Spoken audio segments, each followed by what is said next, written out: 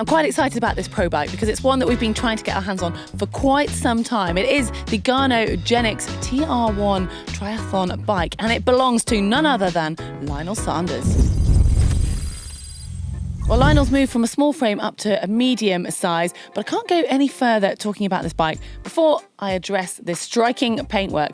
It's actually been a custom paint job by Garneau's Dream Factory, and well, it's obviously in the colours of his sponsors. You're not going to miss Lionel on this. He's got Freshie here, but this is the bit I like on top. It's actually written no limits, but I looked at it and I thought something looked familiar. He's actually managed to get in another sponsor with the Gatorade Lightning Strike.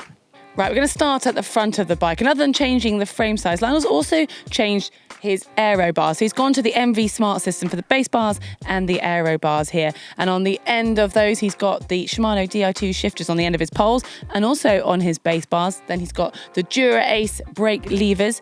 And Lionel spent quite a lot of time looking at his aerodynamics. And you can see evidence of that here when he's using the tape just to hold the wires in to reduce any drag.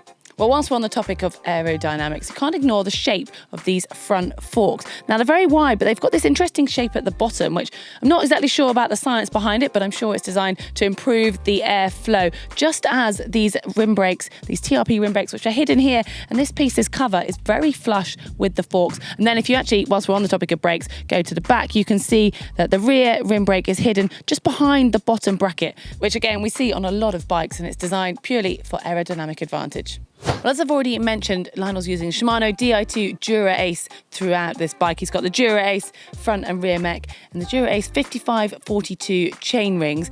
And then on that, he's using the dual-sided stages power meter with the Ultegra 165 length cranks. And on the end of those, he's actually got speed play pedals, which is a recent change that Lionel's just made. Well, moving further back, Lionel's using an 1125 cassette, and you can't help but notice the Ceramic Speed oversized pulley system, and he's also using Ceramic Speed bearings. And we are lucky enough to get our hands on this bike a week before the Ironman World Championships, and just like any other race, Lionel will be giving his cassette and chain some treatment beforehand, giving it a clean, and also putting on the Ceramic Speed lube just to reduce any unnecessary drag. It's time to look at the wheels, and I have to start with Lionel's matching vinyl. Pretty cool that the colourway is suited to the bike on these wheels, but I think we need to look more seriously here because he's actually using the head 90mm wheel on the back, and on the front he's made a significant change. So he did have 90 on the front previously, and he's now changed it to a 60mm to help with the crosswinds that you get on the Kona bike course and just give him that little bit more stability. And on these wheels he's mounted the Continental Grand Prix 4000 tyres, and he's going to be running a pressure of 90 psi on race day.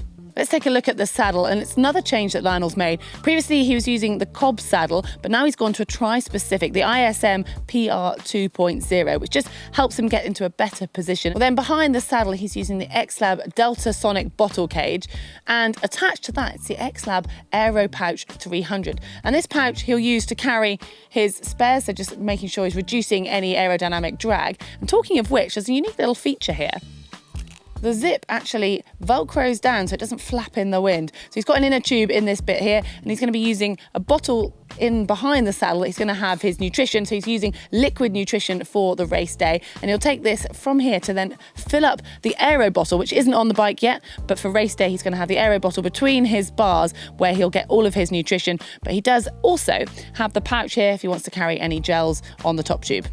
Lionel's very kindly given us some of his kit to take a closer look at. So I'm going to start by looking at his tri-suit. And obviously it is in the colours to match his bike, but importantly, it's quite a lot of white going on at the top, which will really help him to just reflect that heat, especially competing somewhere like here in Kona. And there's different panels that are going to help with aerodynamics as well as breathability. And let's take a closer look. It's pretty cool print work, getting in his sponsors, as well as the Canadian maple leaf. I've just actually noticed, if you flip it around on the back, Lionel's got pockets in his tri-suit, which isn't that common. And interestingly, they've even got a little aerodynamic cover. And now we've got Lionel's shoes. These are custom prototype Garneau tricycling shoes. There's a few interesting features. They've just got the one strap here and then some elastic in the middle just for comfort and to help him get them on easily. And talking of getting them on easily, they've got these big loops at the back, which are a nice shiny patent black. And the final piece of kit we've got to look at is the Garneau P09 Aero helmet. Now, apparently this has got new improved aerodynamics, ventilation, and a new improved lens. Talking of ventilation, you can see this gap here. Well, there's also a gap on the side of the helmet. It's almost like gills, and it just to help improve the airflow through the helmet. And the improved lens actually has a flip-up system, so it can easily be done with one hand just to flip up through transition, or taken off entirely to make it that bit easier and faster. And again, we can't ignore the paintwork. It is matching custom paintwork for Lionel, and it looks pretty cool. Well, I've certainly enjoyed actually getting my hands on Lionel's bike at last, and to even get a closer look at his kit. Hopefully you've enjoyed it. If you have, hit the thumb up button. And if you want to catch all of our videos at GTN, just hit the globe to subscribe. And we've been lucky to actually catch Lionel earlier in the year, and he gave us some of his indoor training secrets. And you can find that video just here. And if you want to see our full list of pro bikes, then that can be found just here.